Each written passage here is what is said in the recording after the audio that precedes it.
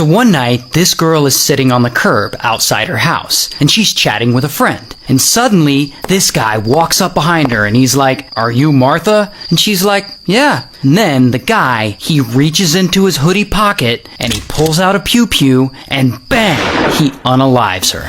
Now the killer, he gets away, but police, they investigate. And pretty quickly, they feel like they have a suspect. This guy, Juan. Because Juan's brother was involved in a separate murder case, and the girl, Martha, she testified at that trial. So police think Juan unalived her, and the SWAT team, they go to his house, and bam, they arrest him. And when police sit Juan down and tell him he's charged with murder, Juan's like, "What the fuck? That's impossible. I didn't murder anyone. I was at a Dodgers game that night." And police are like, "Psh, prove it." And so Juan, he shows them his ticket stubs from the game. But the thing about ticket stubs is, I guess, anyone can just buy tickets. It doesn't mean he went to the game. So police, they don't believe him. And they tell Juan that eyewitnesses had seen him shoot Martha that night. And that those witnesses identified him as the shooter through his mugshot. But of course, that's a lie. There were no witnesses who identified him through his mugshot. Police are just trying to trick him into confessing. But Juan, he doesn't confess. He sticks to his story. And police, they end up charging him with unaliving the girl, Martha, and they throw him in jail. And so he's there in jail waiting for his trial to start. Here's his mugshot.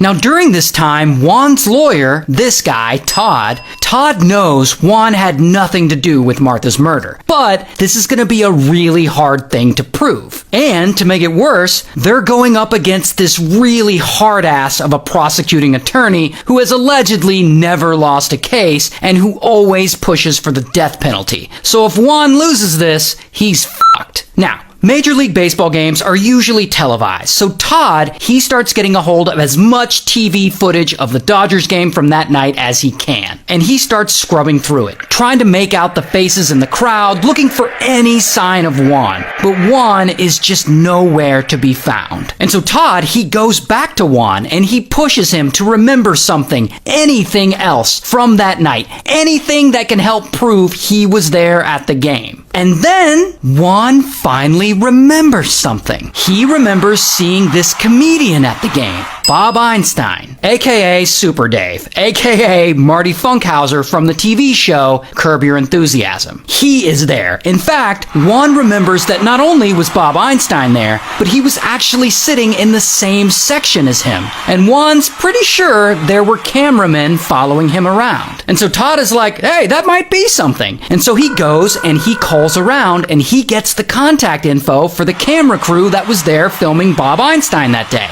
And that camera crew is HBO. And they were there that day filming an episode of Curb Your Enthusiasm with this guy, Larry David. And so Larry David and his producers, they agree to let Todd come down and look through all the unreleased B-roll footage they shot that day to help his client out. And so, a few days later, bam, Todd is there at HBO headquarters, sitting next to Larry David, scrubbing through unreleased footage of Curb Your Enthusiasm, and looking for any sign that Juan was at the game. And so they're there, combing through this footage, and suddenly, boom, Todd spots something on the screen. And it's Juan, just sitting there in the stands, hanging out at the game. And Todd knows that this news is pretty